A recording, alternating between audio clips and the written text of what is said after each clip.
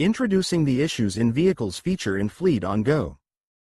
Click on Vehicle, go to Home, and then navigate to Issues in Vehicles.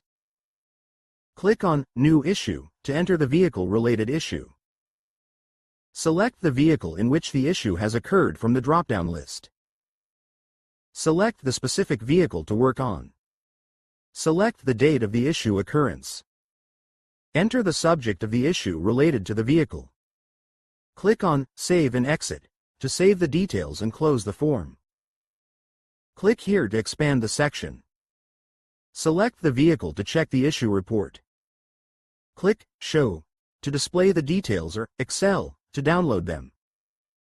Modify any details of existing issues by clicking on Edit icon. Finalize any changes made to the issue, ensuring that all information reflects the current status. Remove any irrelevant or resolved issues. Thank you for using FleetOnGo. This guide explains how to create a new issue in FleetOnGo. Thank you.